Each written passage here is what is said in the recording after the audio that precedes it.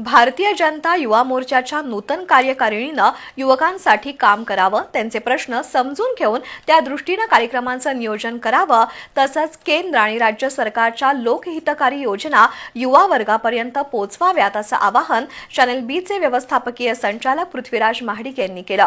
युवा मोर्चाच्या नूतन कार्यकारिणीनं त्यांची भेट घेतली आणि महाडिक यांचा सत्कार केला। भाजपा युवा मोर्चा कोल्हापूरच्या महानगर जिल्हाध्यक्षपदी विश्वजित पवार यांची निवड झाली आहे। त्याचप्रमाणे इतर पदाधिकाऱ्यांचीही निवड झाली आहे। या कार्यकारिणीनं आज चॅनल बीचे व्यवस्थापकीय संचालक पृथ्वीराज महाडिक यांची भेट घेतली। महाडिक यांनी नूतन पदाधिकाऱ्यांचं स्वागत केलं, तर कार्यकारिणीनं महाडिक यांचा सत्कार केला। त्यानंतर युवा मोर्चाच्या उपक्रमाबाबत चर्चा करण्यात आली। युवा वर्गाचे प्रश्न समजून घेऊन ते सोडवण्यासाठी पाठपुरावा करण्याबरोबरच केंद्र आणि राज्य शासनाच्या विविध योजना सर्वसामान्यांपर्यंत पोहोचवण्यासाठी युवा मोर्चाने प्रयत्न करावेत असं आवाहन पृथ्वीराज महाडिक यांनी केलं।